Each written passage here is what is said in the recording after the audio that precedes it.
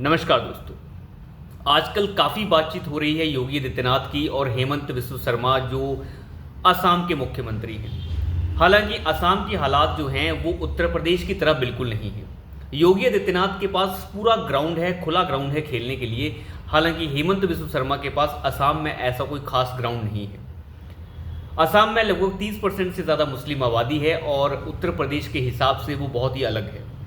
लेकिन फिर भी इन दिक्कतों के बावजूद भी असम के मुख्यमंत्री हेमंत बिस्व शर्मा जो एक समय में कांग्रेस के अंदर हुआ करते थे, आज वो अपना पूरा दम दिखा रहे हैं और उस मुस्लिम आबादी को भी चैलेंज भी कर रहे हैं। उनका साफ कहना है कि उन्हें असम में रहने वाले मुसलमान से कोई दिक्कत नहीं, लेकिन वो मुसलमान जो बांग्लादेश से भाग कर यहाँ पर आया है उसके लिए उनके पास कुछ नहीं है। वो उसे मियाँ मुसलमान कहते हैं। उनका यह साफ कहना है कि जैसे विधानसभा के अंदर जुम्मे की नमाज के लिए 2 घंटे का ब्रेक लिया जाता है, ये अब नहीं चलेगा। आप अंदाज़ा लगाइए, करोड़ों रुपए खर्च होते हैं विधानसभा के सत्र के लिए और वहाँ पर जुम्मे की नमाज के लिए 2 घंटे का गैप।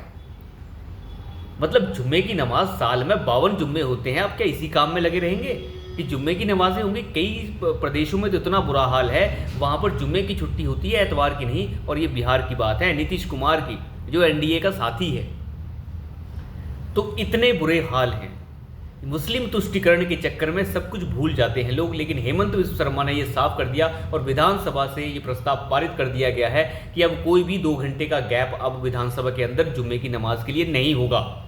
साथ ही साथ उनका एक और फैसला जो सामने आया वो ये कि अब मुस्लिम जो शादियां हैं उनको रजिस्ट्रेशन कराना अनिवार्य होगा। यानी मुस्लिम जो भी शादियां होती हैं उनका रजिस्ट्रेशन अब किसी काजी हाजी फाजी के पास नहीं होगा। उनका रजिस्ट्रेशन हमेशा ही लीगल तौर पर गवर्नमेंट ऑफिस के अंदर होगा। और ये बहुत बढ़िया स्टेप है। अगर रजिस्ट्रेशन कराना अनिवार्य है और रजिस्ट्रेशन गवर्नमेंट ऑफिस में होगा तो आप किसी नाबालिग से शादी भी नहीं कर सकते।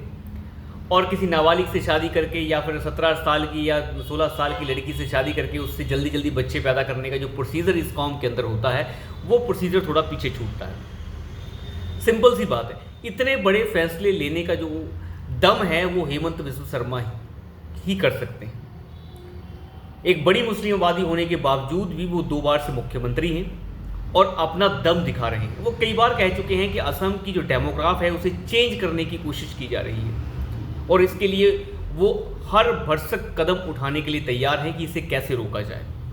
और सुप्रीम कोर्ट भी कई बार कह चुका है कि असम की डेमोग्राफ के बारे में कि कैसे कैसे जो है डेमोग्राफी चेंज हो रही है।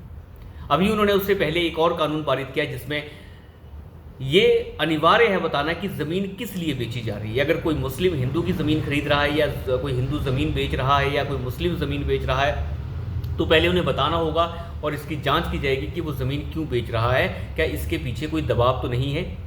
तो ये चीज़ें बड़ी आवश्यक हो गई हैं। बहुत सारी जगह हैं जहाँ पर मुस्लिम आबादी हो चुकी है, हिंदू आबादी ख़त्म हो चुकी है। तो इस चीज़ को रोकने के लिए हेमंत बिस्व शर्मा का ये साफ कहना है कि वो इसके लिए लगे रहेंगे और चाहे जो भी हो जाए।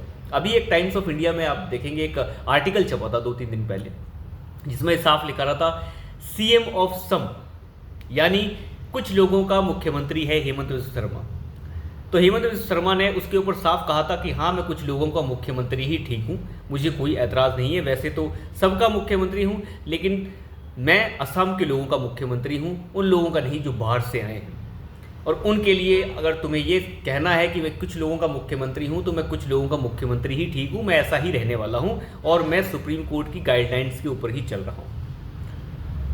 तो हेमंत बिस्व शर्मा ने एक तरीके से अपने पूरे व्यक्तित्व को साफ कर दिया है कि अब ऐसे ही रहूंगा और ऐसे ही चलूंगा चाहे जो भी हो। और मुझे लगता है ये बहुत ज़्यादा आवश्यक भी है।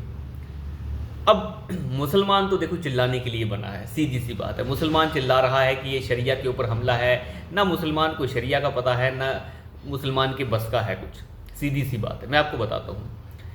सऊदी के अंदर एक समय में शरिया था कि आप गाड़ी नहीं चला सकते। अब वो वहाँ की औरतें गाड़ी चलाने लग गई, ये नया शरिया आ गया। पहले वहाँ का शरिया ये था कि नकाब में रहती थी औरतें, अब नकाब हट चुका है, ये नया शरिया आ गया है सऊदी का। अफगानिस्तान में चले जाइए, वहाँ पर अफगानी तालिबान जितने भी ये लठैत मुल्लागिरी है, ये वहाँ जाकर ये इस वक्त नए फरमान वहाँ पे ये जारी हैं कि टखने नहीं दिखने चाहिए, टखने नहीं दिखने चाहिए औरतों के, आवाज़ नहीं आनी चाहिए, उंगलियाँ नहीं दिखनी चाहिए। ये नया इस्लाम, नया शरिया। देखिए बहुत सारी वैरायटी है शरिया फरिया की। तो ये जो चीज़ें हैं ये इनको खुद नहीं पता ही क्या बोलते हैं।